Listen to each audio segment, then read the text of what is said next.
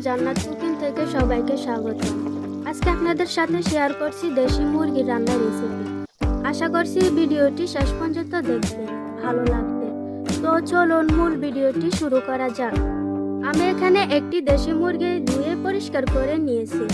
এখন আমি দিয়ে দিব 1 কাপ আদা বাটা আর 1 কাপ রসুন বাটা, দিয়ে দিব 4 টুকরা দারচিনি, এলাচ দিয়ে দিব 4টা, 4-5টা তেজপাতা ফেড়ে দিয়ে দিব, 1 কাপ পরিমাণ পেঁয়াজ কুচি দিয়ে দিব, কাঁচামরিচ দিয়ে দিব 1 কাপ, স্বাদ মতো লবণ দিয়ে দিব, হলুদের গুঁড়া 3 টেবিল চামচ দিয়ে দিব, মরিচের গুঁড়া 4 টেবিল চামচ দিয়ে দিব, জিরা গুঁড়া দিয়ে দিব 3 টেবিল চামচ,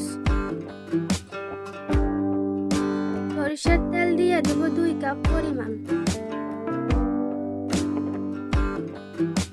আস্ত রসুন দিয়ে দিব 4টা। আপনারা চাইলে এটা স্কিপ করতে পারেন। তো আমার সম্পূর্ণ উপকরণ দেওয়া শেষ। এখন আমি ভালোভাবে মশলাগুলো মাংসের সাথে মিক্স করে নিব। মিক্স হয়ে গেলে মাংসের পাতিল চুলায় বসিয়ে দিব। 10 মিনিট পর ঢাকনা উঠিয়ে মাংসগুলো নেড়ে ছেড়ে দিব। আবার ঢাকনা দিয়ে ঢেকে 30 মিনিট কষিয়ে নিব। 30 মিনিট কষানোর পরে ঢাকনা দিয়ে উঠিয়ে মাংসগুলো নেড়ে চেড়ে কয়েকটা আলু দিয়ে দিব। মাংসের আলু খেতে অনেক ভালো লাগে, তাই আমি দিয়েছি। আপনারা চাইলে নাও দিতে পারেন।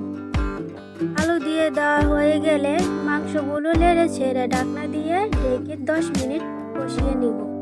মাংস থেকে যে পানি বের হয়েছে ওই পানি শুকিয়ে যাওয়া পর্যন্ত মাংসগুলো কষিয়ে নিব। মাংস যত ভালোভাবে কষাবেন তত বেশি মজা হবে। তো আপনারা দেখতে পারছেন মাংসগুলো কষানো হয়ে গেছে। এখন আমি দিয়ে দিব পরিমাণ মতো পানি।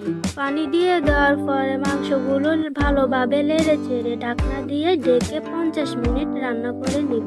50 মিনিট রান্না করার পরে ঢাকনা উঠিয়ে মাংসগুলো নেড়ে ছেড়ে ঢাকনা দিয়ে ঢেকে দিব। আরো 40 মিনিট পরে ঢাকনা উঠিয়ে দেখব মাংসগুলো কত পার্সেন্ট হয়েছে। তো দেখতে পারছেন মাংসগুলো 80% হয়ে গেছে। আমি আরো 15 মিনিট মাংসগুলো রান্না করে নিব। 15 মিনিট পর দেখতে পারছেন মাংসগুলো রান্না হয়ে গেছে। এখন আমি মাংসগুলো পরিবেশন করব। তো প্রিয় ভিউয়ার্স, এই ভিডিওটি যদি ভালো লাগে ভিডিওতে একটি লাইক, আপনাদের মতামত কমেন্ট করে জানাবেন। আমার নতুন নতুন রেসিপি ভিডিও নিয়মিত পেতে চ্যানেলটি সাবস্ক্রাইব করে আমার পাশে থাকবেন। তো আজকের ভিডিও এই পর্যন্ত। আল্লাহ হাফেজ।